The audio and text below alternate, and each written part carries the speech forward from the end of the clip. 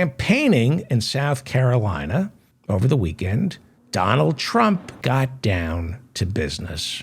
We had a tremendous period of time. We had a tremendous thing happening just 2.5 years ago. We had a tremendous thing that happened 2.5 years ago. What was that? Oh, yeah, you lost. That was a tremendous thing that happened 2.5 years ago. Is that what you were talking about? 2.5 years, if you just take a look at what we did, where this country was greatest economy ever. Greatest economy. I get it. So you're saying 2.5 years ago, it was Joe Biden who inherited the greatest economy ever. You can just spew lies, right? Nobody ever corrects this congenital liar.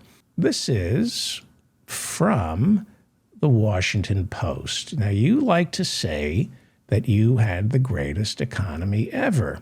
And this is a fact check from the Washington Post. I believe it was right after you left the White House. It says that, according to the Washington Post fact check, this is Trump's favorite false claim, that greatest economy ever. The Washington Post writes, by just about any key measure in the modern era, Dwight D. Eisenhower, Lyndon Johnson, and Bill Clinton presided over stronger economic growth than Trump. The gross domestic product grew at an annual rate of 2.3% in 2019, slipping from 2.9% in 2018 and 2.4% in 2017. His unemployment rate did reach a low of 3.5%, but it never dipped as low as 2.5% in 1953 when Eisenhower was president. So it wasn't the greatest economy ever. And don't forget, the coronavirus tanked the entire economy. It's just a lie. You didn't preside over the greatest economy ever. Okay? Please continue. And bring back free speech again. Okay, you want to bring back free speech so that you can lie. That is what you really mean when you say you want to bring back free speech. You want to be free to say whatever you want without getting canceled or corrected. Well, then Donald Trump turned to the debt in his speech. And if there's anything Donald Trump hates, it's debt. This man is a businessman, a successful businessman who's never owed a penny to anyone in his entire life. And as president, President Trump helped America. He really did. He helped us stop racking up debt. And he did that by giving the richest 1% the largest tax cut in human history. And that erased our debt. Poof! Just by giving the wealthy this tax cut, the debt disappeared. And when he left office, we were completely debt-free. Wait, I'm being told under Trump, what is this? The debt increased by $7 trillion? How can that be? This is an article from ProPublica. It's written by the great Alan Sloan. This is what Alan Sloan over at ProPublica wrote on January 14th, 2021.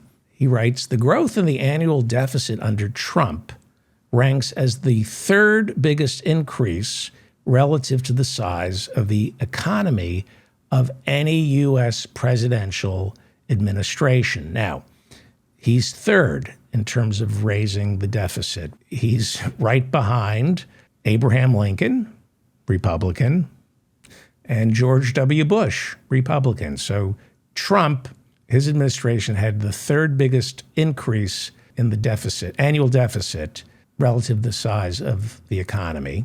Eugene Sturell, co-founder of the Urban Brookings Tax Policy Center, points out that unlike George W. Bush and Abraham Lincoln, Trump did not have to launch two foreign conflicts or have to pay for a civil war. In other words, Donald Trump increased the deficit faster than any other administration besides Abraham Lincoln and George W. Bush without doing anything other than giving the richest 1% tax cuts. That's what he did. That's what he did. the king of debt. There's a reason they call him the king of debt. But this is why we have $32 trillion in debt. When you think about it, much of it's owed to China, which is interesting. We'll have to work that out. We have to work that out, like you worked it out the last time you were president. Okay, so how are you going to work out that $32 trillion debt, $7 trillion of which you're responsible for? How do we work this out? I can see a nice swap there. You know, you've screwed us for about 30 years. Let's negotiate that debt. Let's renegotiate the debt. You fascist liar. Yeah, we're going to renegotiate the debt.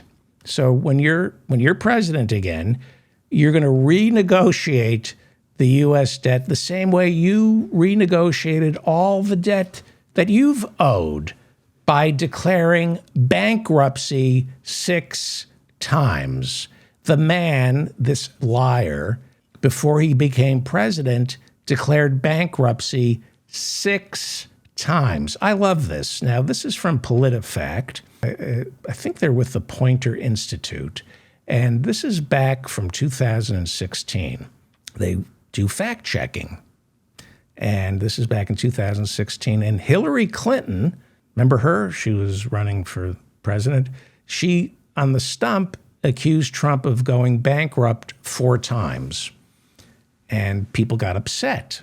That's a lie. That's a lie. So PolitiFact, on their truth-o-meter, that's what they call it, marked that statement as mostly true. And PolitiFact said she got something wrong. He went bankrupt 6 times, not 4, 6 times.